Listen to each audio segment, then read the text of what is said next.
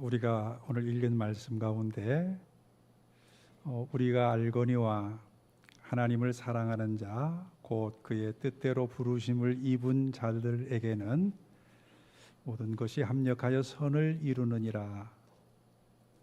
여러분 이 말씀 좋아하세요? 예, 참 좋아요. 그래서 액자로 만들어서 집에 걸어놓고 이 말씀을 이렇게 바라보면서 위로를 얻기도 하고 그러거든요. 왜 좋으세요? 도대체 이 말씀이 왜 좋은가 하는 말이에요. 무슨 느낌이 와요? 이제 불행 끝 행복 시작이겠다. 왜냐하면 하나님이 모든 것 합력하여 선을 이루신다니까.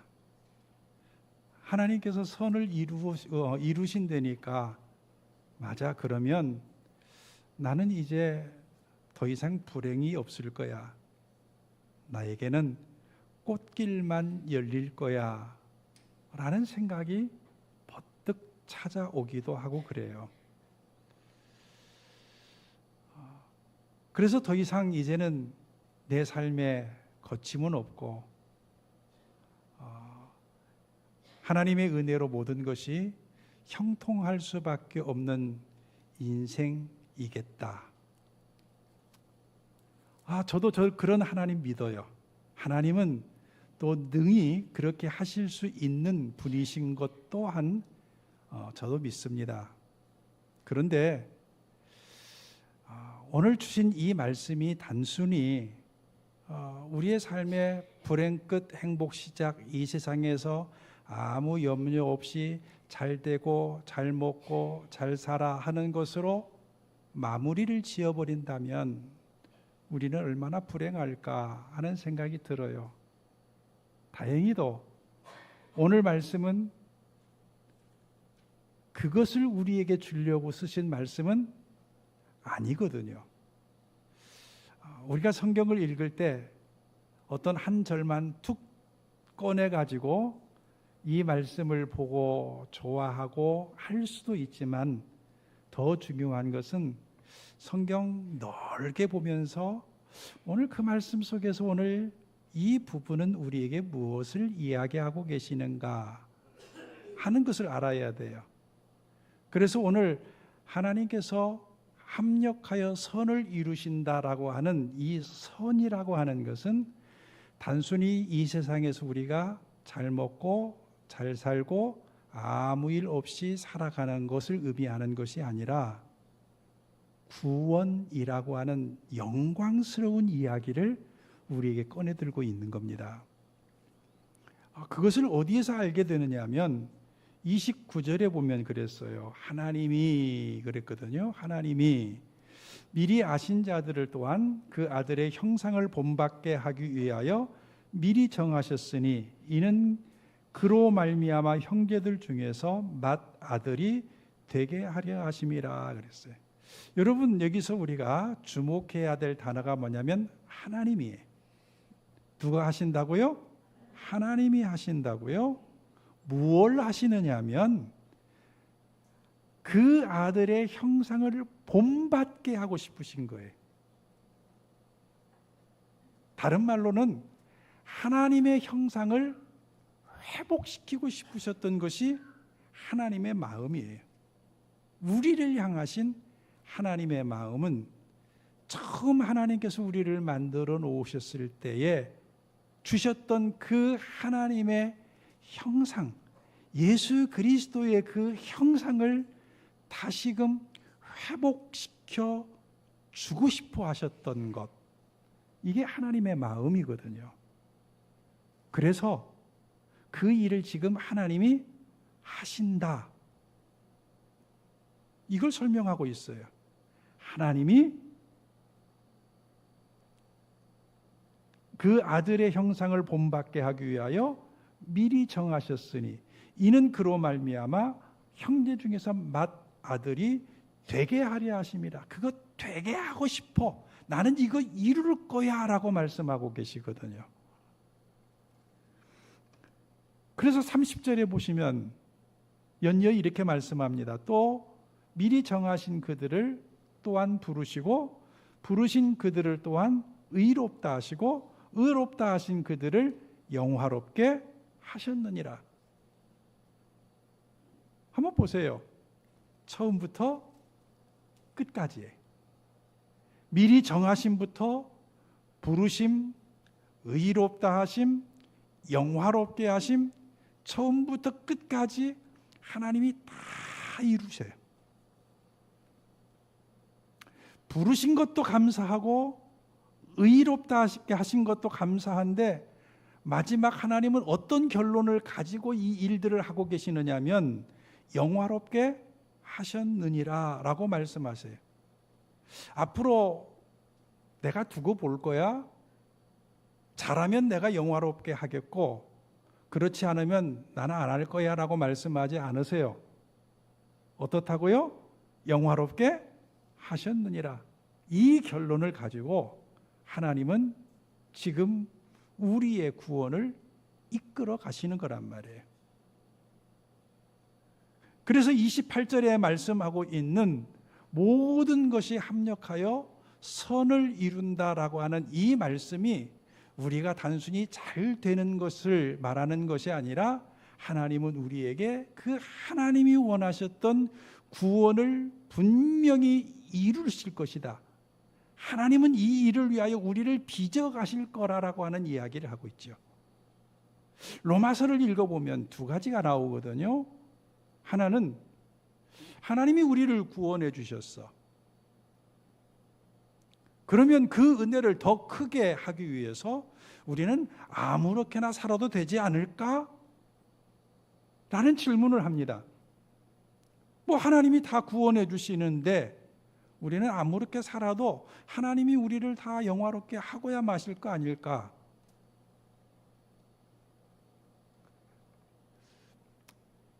이러한 질문, 잘못된 생각의 성경은 결코 그럴 수 없다고 이야기를 해요. 결코 그럴 수 없어요. 아니, 그렇게 되도록 하나님이 놔두시지도 않아요. 또 하나, 로마서 7장에 보면 사도 바울이 오호라 나는 곤고한 사람이로다 그래요. 누가 이 사망의 몸에서 나를 구원하랴? 왜요? 하나님의 부름을 받았어요.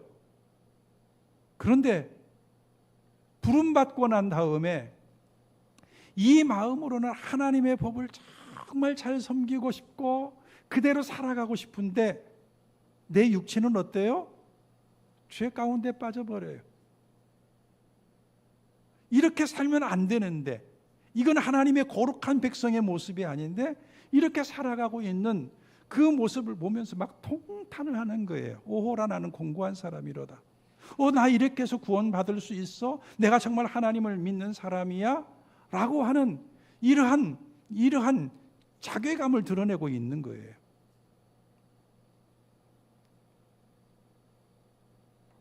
이러한 부르짖음 속에서 로마서 8장이 시작되는 거죠. 그리스도 예수 안에 있는 자들에게 결코 정죄함이 없다. 어떻게 그렇게 이야기될 수 있을까요? 그저 내가 잘나서요? 아니요. 나 잘난 거 없어요. 오호라 나는 공고한 사람이라 이렇게 말할 수밖에 없고, 나는 잘못 생각해서 하나님이 나 구원해 주셨으니 이제 아무렇게나 살아도 되라고 하는 그러한 못된 생각으로 빠져나갈 수밖에 없는 우리가 어떻게 그 구원의 자리에 설 수 있겠습니까? 우리는 아니에요. 우리가 구원을 받을 수 있다고 하는 것은 하나님밖에 없어요. 그 이유는 하나님밖에 없어요. 특별히 28절에 말씀하고 있는 모든 것이 합력하여 선을 이룬다라고 하는 이 말씀이 그것을 다시 한번 우리에게 확인을 시켜주고 있거든요. 모든 거 합력하여 선을 이룬다. 이걸 어떻게 설명하면 좋을까? 이런 예를 한번 들어볼게요. 어떤 조각가가 있어요. 머리에 어떤 작품을 구상하고 이 작품을 만들 수 있는 좋은 재료들을 찾고 있는 중입니다. 두리번 이곳저곳 다니면서 이 재료를 찾고 있는데 어느 날 길을 가다가 아궁이 속에서 불타고 있는 나무를 발견을 했어요. 근데 그 나무를 보니까 불타고 있지만은 내가 만들고 싶어 하는 그 작품이 너무나 적합한 거예요. 그래서 얼른 가서 그 나무를 불 속에서 꺼냈어요. 물을 뿌려서 불을 끄고 발을 비벼서 막 불을 껐어요. 여러분, 이 나무가 생각하기를 얼마나 좋았을까요?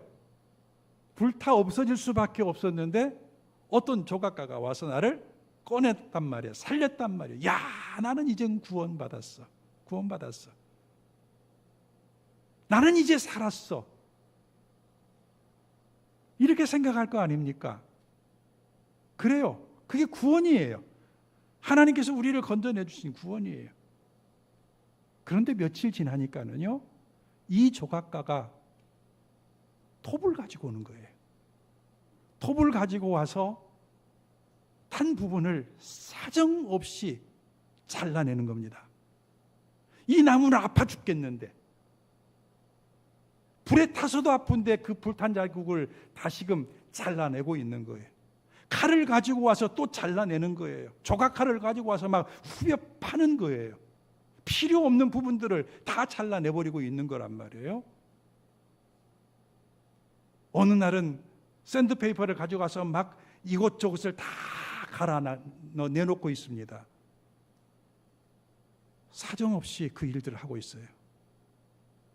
얼마나 아프고 괴로운지 몰라요. 속으로 생각했어요. 아이고, 구원받은 것이 좋은 줄 알았는데, 불에서 꺼내놓으면 단 줄 알았는데 내게 이런 어려운 일들이 있다니, 정말로 이게 구원인가? 너무너무 힘들게 시간을 보내는데 어느 날 조각가가 그 만든 작품을 높이 들든지 흐뭇하게 웃는 겁니다. 정말로 잘 만들어졌어. 정말로 잘 만들어졌어.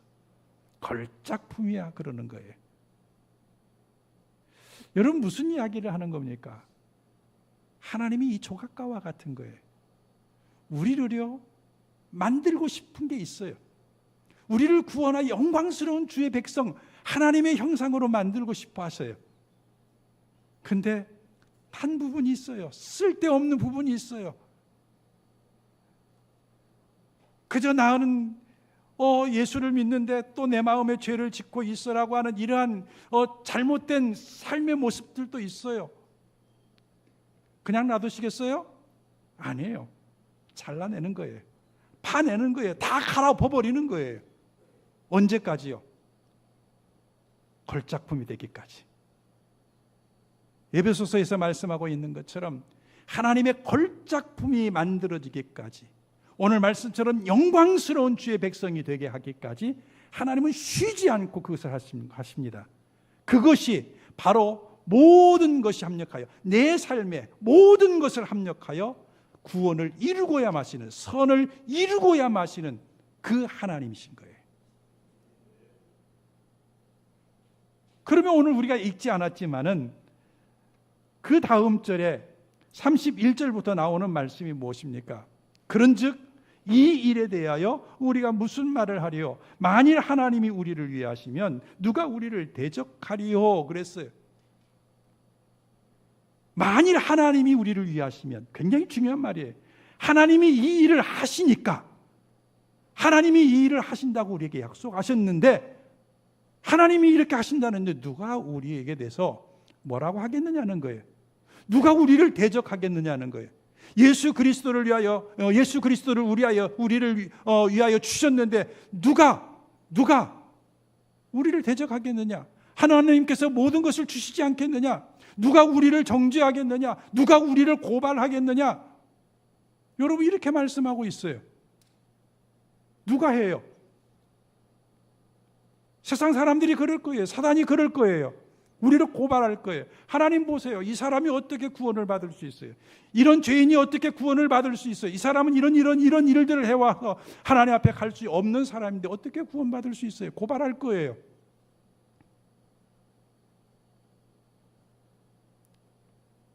정죄할 거예요. 근데 하나님께서 뭐라고 말씀하세요? 내가 했어. 내가 의롭게 했어. 내가 내 아들을 주면서 저 사람 구했어. 그러니까 아무 말 하지 마. 내가 다 용서했다니까? 이 말씀하고 계시잖아요. 예수님은 옆에서 뭐라고 그래요? 누가 정죄해요? 아, 저 사람 죄인인데요. 그러면 예수님은 하나님 옆에서 그렇게 말씀하세요. 중보한다고 그랬잖아요. 하나님, 그래서 내가 저 사람 위해 죽었잖아요. 하나님, 그래서 내가 저 사람 위해 죽었어요. 그게 끝이에요. 하나님 그거 받으시는 거예요. 여러분, 이 일에 대해서 사단은 자꾸 우리를 끌어내릴 거예요. 세상 사람들은 손가락질하면서 우리를 자꾸 끌어내릴 거예요. 그래서 계속 읽어보면 우리가 끌려가는 양처럼 그렇게 된다고 성경은 이야기하고 있잖아요. 누가 우리를 그리스도의 사랑에서 끊으리요, 이렇게 말하면서 성경은 이렇게 했어요. 기록된 바 우리가 종일 주를 위하여 죽임을 당하게 되며 토살할 양같이 여김을 받았나이다, 이렇게 말해요. 토살할 양같이 여김받아요. 그럼에도 불구하고 성경은 그러나 이 모든 일에 우리를 사랑하시는 이로 말미암아 우리가 넉넉히 이기느니라. 그 어떤 것도 우리를 그리스도 예수 안에 있는 하나님의 사랑에서 끊을 수 없으리라 라고 말씀하고 계세요. 여러분 믿으세요? 성경은 이것을 우리에게 이야기하면서 믿으라고 말씀하고 있는 거예요. 이 사실을 믿으라고 말씀하세요. 이게 바로 하나님이 합력하여 선을 이루시는 거예요. 단순히 그 하나님의 선이 이 땅에서 잘 되고 잘 먹고 잘 사는 것 절대 아니에요. 하나님은 우리 구원에 대해서 진심이세요. 하나님은 우리의 삶에 올인하시는 분이세요. 그분이 우리 하나님이시라고요. 신약에서만 그럴까요? 구약에서도 그래요. 이사야 43장 1절부터 4절의 말씀에 보면 유진 피터슨이라는 분이 우리 성경을 현대어로 이렇게 번역을 해놓은 번역이 있거든요. 메시지 성경이라고 하는데 이사야 40장 1절부터 4절에 보면 이런 말씀을 하고 있어요. 제가 읽어드릴게요. 그러나 이제 하나님의 메시지를 들어라. 태초에 너 야곱을 만드신 하나님, 너 이스라엘을 시작하신 분의 말씀이니라. 두려워하지 말라. 내가 너를 속량했다. 내가 내 이름을 불렀다. 너는 내 것이다.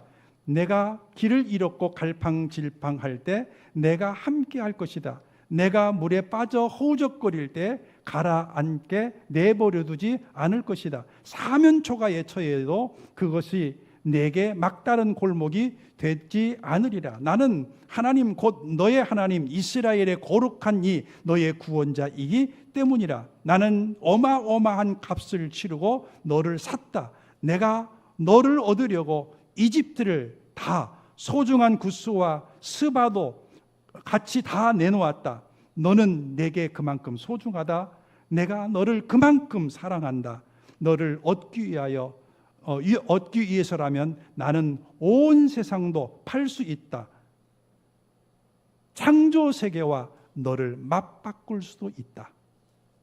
이것이 이사야 43장 1절부터 4절까지 유진 피터슨이 번역해 놓은 거예요. 얼마나 놀라운 일입니까? 여러분, 하나님의 구원은 결코 실수가 없습니다. 포기가 없습니다. 여러분을 한순간도 버리지 않을 것입니다. 합력하여 선을 이루고야 마실 것입니다. 여러분 그 사실을 분명히 믿고 살아가십시오. 이 일에 흔들리지 마십시오. 누가 흔들어도 이 말씀을 여러분 기억하면서 하나님은 나를 이렇게 만들 거야 라고 날마다 고백하며 살아가십시오. 두 번째로 오늘 창세기에 있는 말씀을 읽었습니다. 어떻게 보면 굉장히 생뚱맞은 연결이에요. 그런데 이 말씀을 보면서 우리는 먼저 하나님의 마음을 좀 읽어야 돼요. 도대체 하나님은 어떤 마음을 가지고 사는 걸까? 어떤 마음을? 창세기 1장은 하나님께서 천지 만물을 창조하셨잖아요. 사람도 만드셨어요. 2장에 보면 하나님께서 에덴 동산에서 사람과 함께 교제하는 모습, 거니시고 함께하는 모습들이 보여져요. 죄를 짓고 난 다음에 아담과 하와가 나무 숲을 사이에 숨었지만은, 여러분, 이 나무 숲을 사이에 숨었다고 하는 이 말씀 이전을 한번 상상을 해보세요. 죄를 짓지 않았을 때는 아담과 하와는 하나님이 그곳에 거니셨을 때에 어떻게 했을까? 하나님 앞에 막 뛰어나가지 않았을까요? 하나님 앞에 안 끼지 않았을까요? 우리식으로 지금 표현을 한다면요. 여러분, 이게 이 세상을 만드시면서, 사람을 만드시면서 하나님이 하고 싶으셨던 일이에요. 이걸 다시 말해서는 구원이라고 이야기를 해요. 구원받은 모습이에요. 옛날로 돌아가면 이게 하나님의 나라거든요. 그런데 죄가를 짓고 난 다음에 이게 깨져버렸어요. 하나님 앞에 더 나갈 수 없어요. 여러분, 성경을 읽어보세요. 그 다음부터 하나님이 하시는 일은 이거 다시금 회복시키시는 일을 하시는 거예요. 처음 만드셨을 때처럼 다시금 하나님과 사람이 함께 지내면서 하나님의 구원을 보고 하나님의 기쁨을 누리면서 하나님과 함께 살게 하고 싶으신 것이 하나님의 마음이셨던 거예요. 그래서 성경은 그 하나님의 일을, 하나님이 어떻게 구원을 이루어 가시는지를 보여주는 책이에요. 그래서 성경은 바로 구원의 책이란 말이에요. 그래서 오늘 우리가 읽었던 이 요셉의 이야기는 단순히 여러분 요셉처럼 꿈을 꾸십시오, 비전을 가지고 이 세상을 향하여 나가십시오, 그 높은 자리에 오르십시오라고 하는 이야기를 하고 있는 게 아니에요. 아니면 이스라엘의 한 역사의 한 페이지를 이야기하고 있는 게 아니라 하나님의 나라를 어떻게 하나님은 다시금 회복시키시고 계시는가 하는 것을 보여주는 구원의 한 페이지를 보여주는 거예요. 하나님의 마음을 보여주는 거예요. 창세기 12장에 하나님께서 아브라함을 택하시고 복이 되는 민족으로 삼으신다 그랬잖아요. 복이 될지라 그랬잖아요. 민족을 만드시겠다고 그랬어요. 아브라함아, 내가 너 잘 살게 할게 이야기를 하는 게 아니라 큰 민족을 이루어서 정말 그 민족을 통해서 많은 사람들이 하나님께로 돌아오게 하는 축복의 통로로 살아라 하고 하나님은 민족을 만들고 계시는 거예요. 근데 아브라함 아이를 낳았어요. 결국 이삭밖에 나질 않았어요. 그 사람을 가지고 가나안 땅에서 큰 민족을 이루기는 힘들어요. 그래서 하나님께서 이제 요셉을 부르시고 애굽에 보내시고 거기에서 400년을 살게 하시면서 큰 민족이 되어 다시 가나안 땅으로 돌아오게 하시는 여정을 우리에게 설명하고 있는 거예요. 시편 105편에 보면 그게 너무너무 잘 나타나 있어요. 그러면 오늘 이 말씀은 무슨 이야기냐면, 하나님은 이 땅에 하나님과 함께 구원받아 살 수 있는 그 일들을 정말로 하고 싶어 하는구나. 그 일을 위해서 한 사람 한 사람 하나님의 택하신 자들을 택하여 축복의 통로로 그 일을 하게 하시는구나 하는 것을 보셔야 돼. 창세기 39장을 읽으면서 이해할 수 없는 단어 하나가 나와요. 그게 뭐냐면 형통이라는 말이에요. 형통. 하나님이 형통케 하셨대요. 요셉이 잘 되었나요? 아니잖아요. 팔렸어요. 기껏해야 보디발의 집에 가서 가정 총무가 됐어요. 그 자리도 잘 견디면 좋았을 텐데 누명을 써서 지금 감옥에 와 있어요. 그런데 팔려서 보디발의 집에 있을 때도 하나님은 요셉을 향해서 형통하다라고 말씀했어요. 감옥에 갔는데도 오늘 말씀 마지막에 보면 하나님은 함께 하시고 형통하다 그랬어요. 하나님, 이게 무슨 형통이에요? 세상의 가치관으로 우리가 보면 형통이라는 것은 잘 되는 거잖아요. 어려움이 없는 거예요. 근데 나락으로 빠져들어갔는데 하나님은 왜 형통하다고 하셨을까? 여러분, 형통을 잘 이해하셔야 돼요. 하나님이 말씀하시고 있는 형통이라고 하는 것은 내가 이 땅에서 잘 살고 잘 먹고 사는 것이 아니라 하나님께서 그를 통하여 하나님의 일을 이루시려고 하는데 지금 그가 그것 때문에 힘들고 어려울지라도 하나님이 이루시고자 하는 그 자리에 있다고 한다면 하나님은 그 자리를 형통한 자리라고 이야기해요. 그 사람을 형통하다고 이야기하는 거예요. 요셉이 지금 그 자리에 있잖아요. 너무나 힘든 자리인데도 불구하고 그는 여전히 하나님이에요.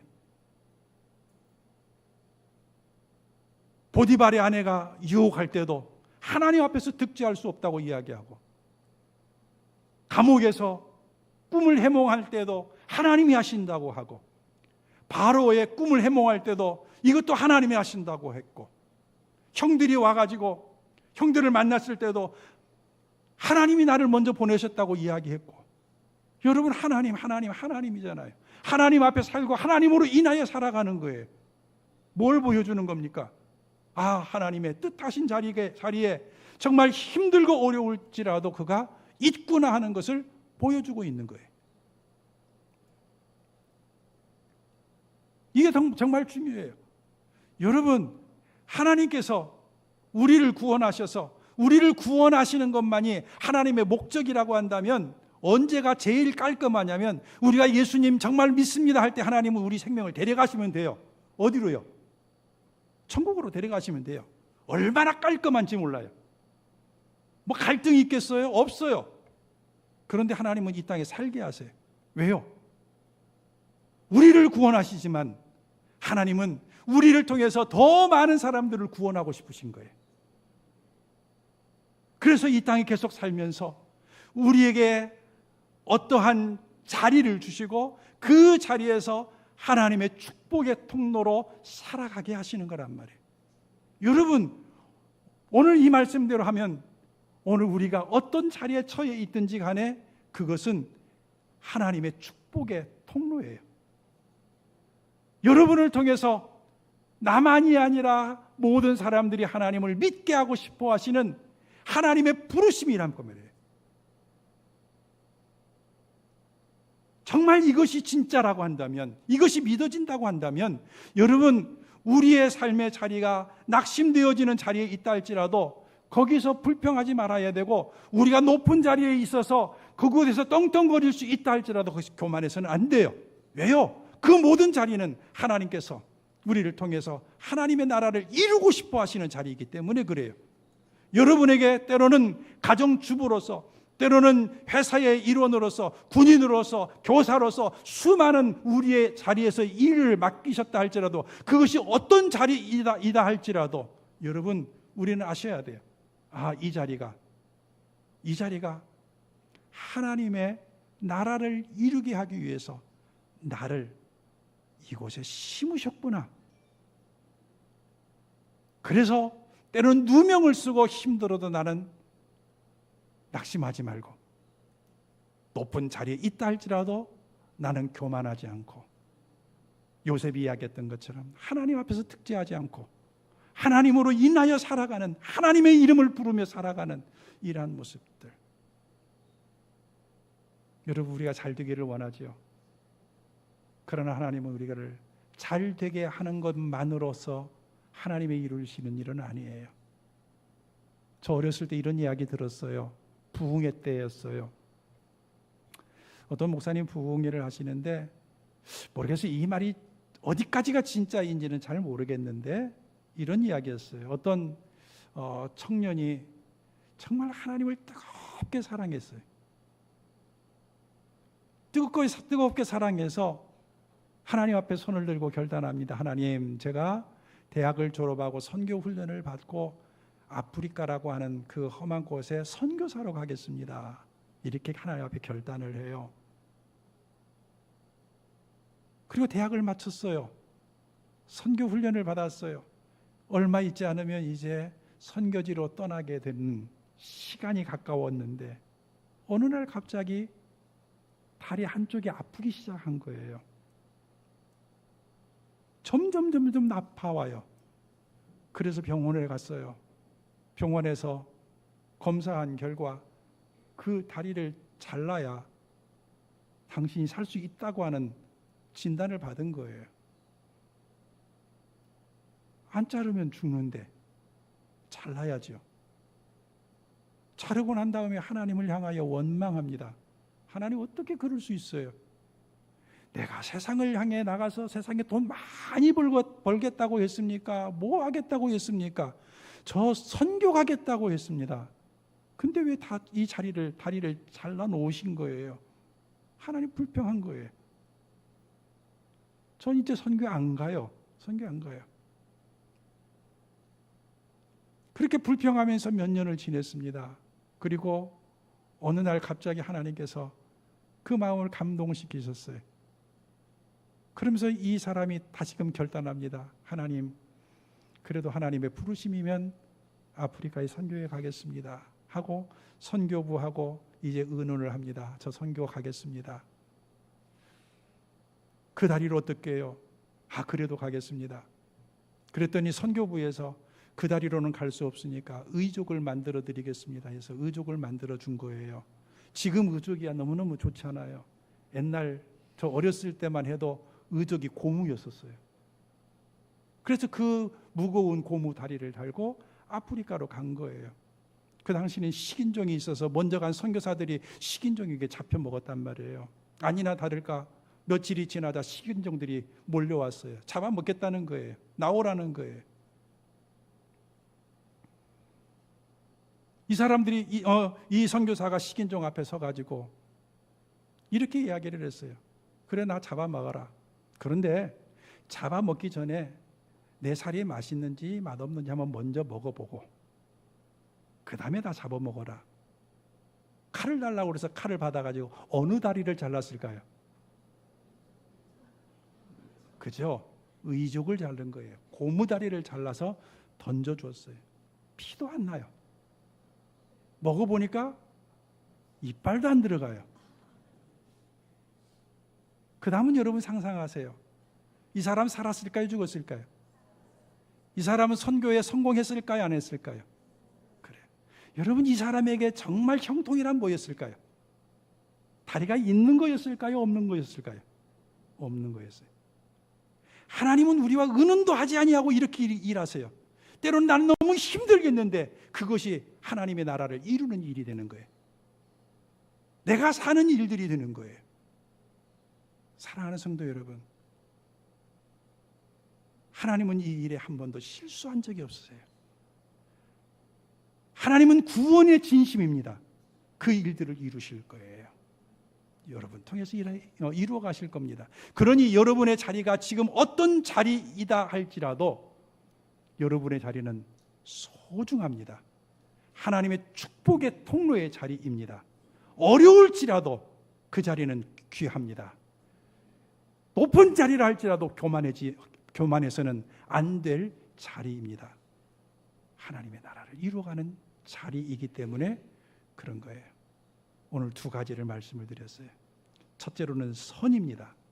선. 모든 것 합력하여 선을 이루시는 하나님. 구원을 이루시는 이는 우리 하나님이십니다. 하나님이 하십니다.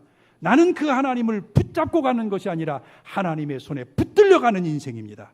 그리고 하나님은 그 나를 통해서 또 많은 사람들이 하나님을 믿도록 하기 위해서 여러분을 축복의 통로로 사용하실 겁니다. 이 두 가지를 꼭 잊지 마십시오. 제가 목회를 하면서 사람들이 많이 혼란을 겪는 것이 이 두 가지예요.